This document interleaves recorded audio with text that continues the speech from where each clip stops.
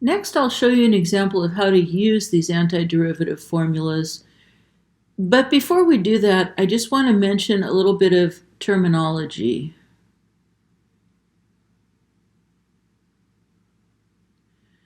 We've already said that the notation for finding the antiderivative of little f is this elongated s, then the name of the function that you're finding the antiderivative of, followed by a dx.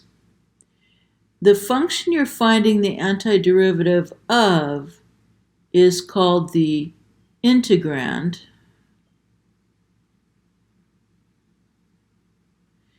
And that's because this entire collection of symbols that signifies the general antiderivative is called the indefinite integral.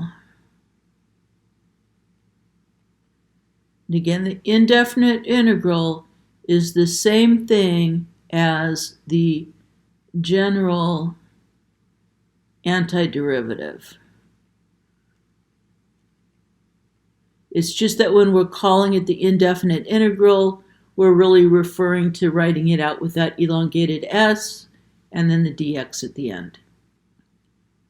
Okay, so here's our example.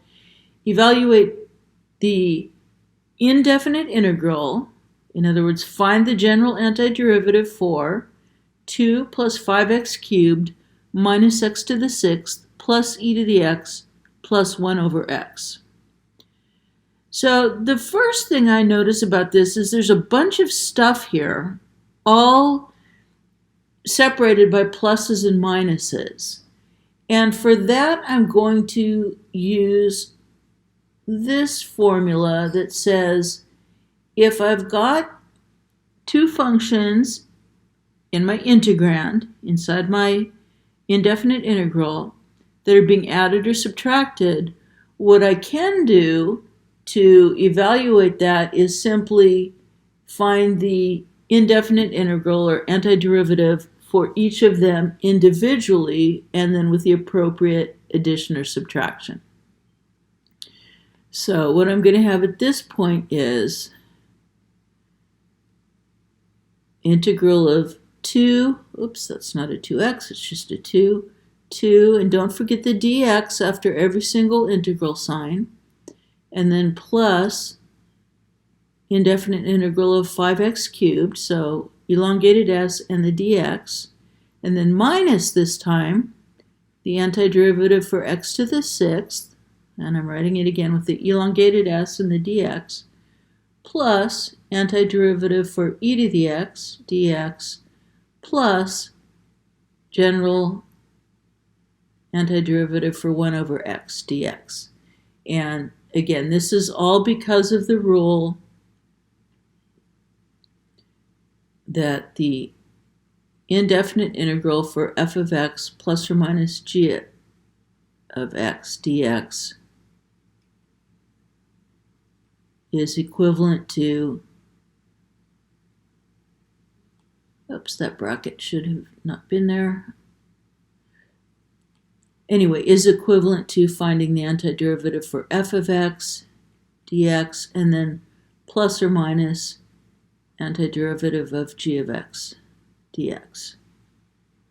So that's the reasoning for this step. Next, I'm going to take this just a step at a time. The next thing that I'm going to point out is that in this second one, we have a constant multiplier in front of our function. So I have 5 times x cubed. And there's a rule for that. Here's the rule. It says if I'm multiplying a function by a constant, and maybe I should have typed in that k is a constant. Anyway, if we're multiplying a function by a constant, that constant can go out front of the integral sign and simply multiply the antiderivative of our function. So using that principle down here, let's see, I haven't done anything with integral of 2 dx, but for the 5x cubed, I'm going to treat that as 5 times the antiderivative of x cubed. And then I still have the minus x to the 6th dx, integral of e to the x dx, plus integral of 1 over x dx. And again, the rule I used here was that the integral of k f of x dx is equal to k times the integral of f of x dx.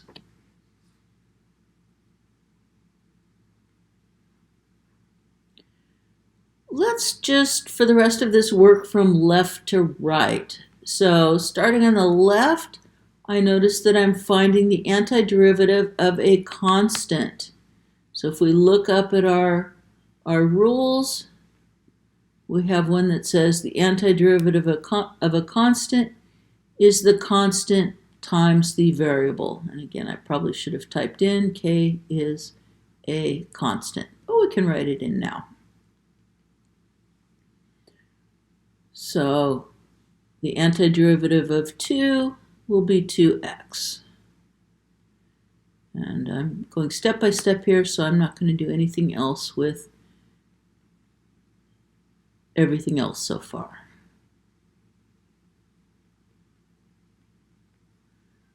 And the rule I used here was that the antiderivative for k is kx. And plus a c, but we'll save our c till the end.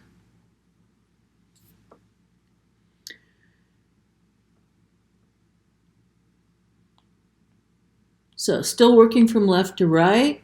Next I have, I'm going to lump these together because they're kind of similar. They're basically just x to a power as our integrand. So I'm looking for the antiderivative of x to a power. And the rule for that is it's the opposite of the power rule for differentiation. Instead of subtracting 1 from the power and multiplying by the old power, you add 1 to the power and divide by the new power. So let's do that. At this point, I'll have 2x plus 5. Now I'm going to add 1 to the power, so 3 plus 1 is 4, and I have to divide by the new power. And then again, with the antiderivative of x to the 6th, I add 1 to the power and divide by the new power. And I haven't done anything to the last 2 antiderivatives. Okay, but here I used this, I don't know if you want to call it reverse power rule, but anyway, it's the one that says the antiderivative for x to the r is x to the r plus 1 over r plus 1. And of course, the rule has a plus c. And we won't forget the plus c, but we can stick it in at the end. Last, and I think I'm going to lump these two together as well, even though they're 2 different rules. But they're the last 2 rules that were in our list of antidifferentiation rules. The antiderivative for e to the x is just e to the x. The antiderivative for 1 over x is natural log of the absolute value of x.